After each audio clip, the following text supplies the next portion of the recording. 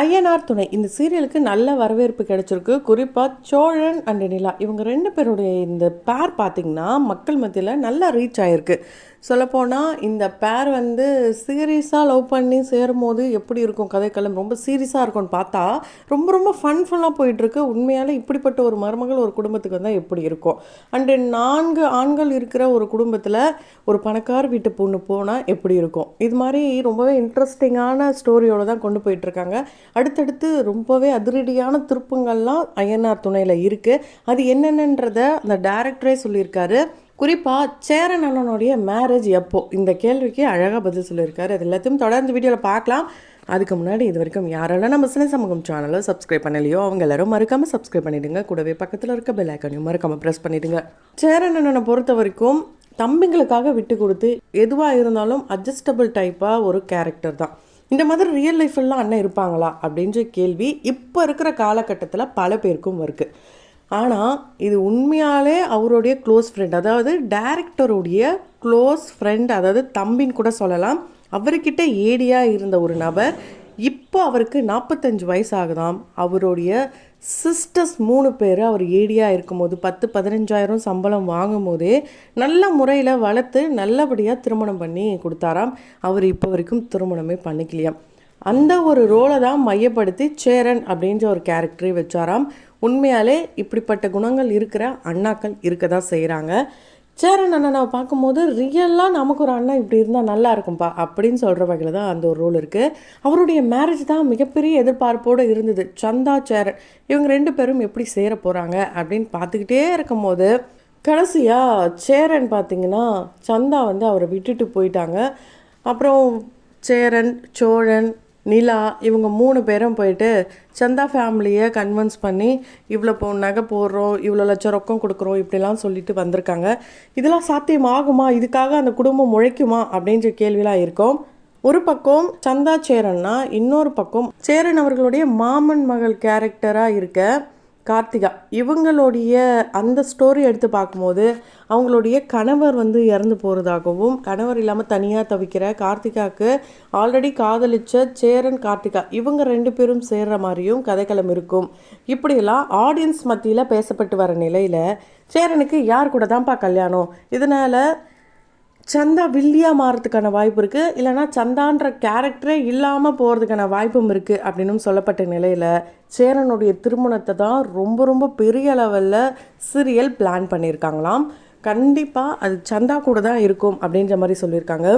உண்மையாகவே கார்த்திகாவுடைய நிலைமை தெரிஞ்சிருந்தா கூட சேரன் பாதுகாப்புலாம் கொடுப்பாரு, அவங்களுக்கு வாழ்க்கை கொடுப்பாரான்னு கேட்டிங்கன்னா கண்டிப்பாக கிடையாது. ஸோ கண்டிப்பாக சேரன் சந்தா இவங்க 2 பேருடைய மேரேஜ் இருக்க போது அதுக்கு அந்த குடும்பம் எப்படிலாம் உழைக்க போகிறாங்கன்றத இன்ட்ரெஸ்டிங்காக கொண்டு போக போகிறாங்க. குறிப்பாக நிலா, சோழன் இவங்க 2 பேரும் சேர்ந்ததுக்கு முக்கிய காரணம் டிஆர்பியை இன்க்ரீஸ் பண்ணணும் அப்படின்றதுக்காக தான் அப்படின்ட்டு நிறைய பேர் நெகட்டிவான கமெண்ட்ஸ் பண்ணாங்களாம். இதுக்கு அந்த டைரக்டருடைய பதில் என்னவாக இருக்குன்னா, அவங்க 2 பேரும் காதலை புரிஞ்சுக்க ஆரம்பிச்சிட்டாங்க, அதனால தான் இப்போ அவங்கள சேர்த்து வச்சாச்சு. அடுத்தடுத்து இன்னும் 3 பசங்க இருக்காங்க, அவங்களுடைய கல்யாணம்லாம் இருக்குது, அதெல்லாம் நம்ம பார்க்கணும். அதில் இன்ட்ரெஸ்டிங்கான விஷயங்கள்லாம் இருக்குது.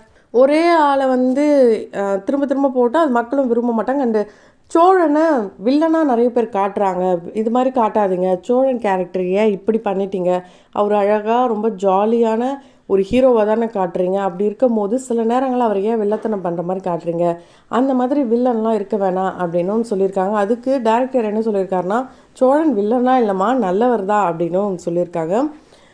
இன்னொரு பக்கம் வானதின்ற ஒரு கேரக்டர் புதுசில் நிறைய பேர் சொன்னது, பாண்டியனுக்கு இந்த வானதி வேணவே வேணாம், பாண்டி ரொம்பவே சாதுவான பையன், அவங்க போயிட்டு இப்படி மாட்டி விடுறீங்களே அப்படிலாம் கேட்டுட்டு இருந்தாங்க. அதுவும் இல்லாமல் வானதி தான் நிலாவை பேஸ் பண்ணி வில்லியாக போகிறாங்க அப்படிலாம் சொல்லிட்டு இருந்த நிலையில் வானதி என்றைக்குமே வில்லியாக முடியாது. அந்த புள்ள ஒரு ஜாலியான பொண்ணு, அதுவும் இல்லாமல் அந்த பொண்ணு பாசத்துக்கு ஏங்கும் அண்ட் பொசசிவாக இருக்கிற பொண்ணு, அப்படி தான் நாங்கள் கேரக்டர் ஃபிக்ஸ் பண்ணியிருக்கோம், மற்றபடி வில்லிலாம் கிடையாது. சொல்லப்போனால் இப்படி 4 ஆண்கள் இருந்த இடத்துல ஒவ்வொரு மருமகளாக ஆட் ஆக என்னெல்லாம் நடக்கும் அப்படின்றத மக்களே ஏற்றுக்க ஆரம்பிக்கிறாங்க, அந்த பார்க்குறாங்க. அந்த மாதிரி தான் இந்த வானதி கேரக்டர். அவங்க வில்லியாலாம் ஆகவே மாட்டாங்க, கோவக்காரி அப்படின்றது தான் இங்கே பல பேருக்கும் அது தவறான முகமாக தெரியுது. ஆனால் வானதி ரொம்ப தங்கமான பொண்ணு தான் அப்படின்ட்டு அந்த கேரக்டரை ரொம்ப நாளாக உயர்த்தி பேசியிருக்காரு. அதே மாதிரி சேரன், சோழன், பாண்டியன், பல்லவன். ஸோ இந்த 4 பேரும் தமிழ்நாட்டில் எவ்வளோ ஒரு முக்கியமான பேர் பதிச்சவங்க அப்படின்னு நம்ம எல்லாருக்கும் தெரியும். அதை வைக்கிறதுக்கு முக்கியமான காரணமே இந்த 4 பக்கத்தில் இருக்கிறவங்களையும் ஒன்று சேர்க்கணுன்ற ஒரே காரணத்துக்காக தான் இப்படிப்பட்ட பேர். அண்ட் அந்த வீடை பற்றி சொல்லணும் அப்படின்னா, ஐயனார் துணை அப்படின்னாலே அந்த வீடு தான். இந்த லாரி டிரைவருடைய இடம், அந்த வீடு விற்கிற சீன் இப்படிலாம் பார்த்துருப்போம். அது எல்லாத்தையுமே கடந்து தான் இந்த சீரியலுக்கு மெயின் ஃபோக்கஸ்டாக அந்த வீடு. என்ன தான் அந்த வீட்டில் ஆல்ரெடி தனம், அதுக்கப்புறம் இப்போது சின்ன மருமகள் சீரியல்லாம் இருந்தாலுமே கூட ஐயனார் துணை அப்படின்னாலே அந்த வீடு தான் ஃபஸ்ட்டு எல்லாருக்கும் ஞாபகத்துக்கு வருது. அந்த அளவுக்கு அந்த வீடு மக்கள் கூட ரொம்பவே க்ளோஸ் ஆகிடுச்சு. ஸோ அதனால தான் அந்த வீட்டை விற்கிற மாதிரியான சீக்வன்ஸ்லாம் நாங்கள் கொண்டு போனோம் அப்படின்லாம் ஓப்பன் அப் பண்ணியிருக்காரு. உண்மையாலே இந்த சீரியலுக்கு பதிலாக சீரீஸ் அப்படின்னே நிறைய பேர் சொல்லிகிட்டு இருக்காங்க. ரொம்ப இன்ட்ரெஸ்டிங்காக எடுத்துகிட்டு போகிறாரு. அண்ட் இந்த டேரக்டர் தான் நடிகர் ஷபானாவையும் அறிமுகப்படுத்திருக்காரு செம்பருத்தி அப்படின்ற சீரியல். ஏன்னா அந்த டேரக்டரே இவர் தான். அண்டு இதே சேனல்லே பார்த்திங்கன்னா நிறைய சீரியல்ஸ் இவர் பண்ணியிருக்காரு.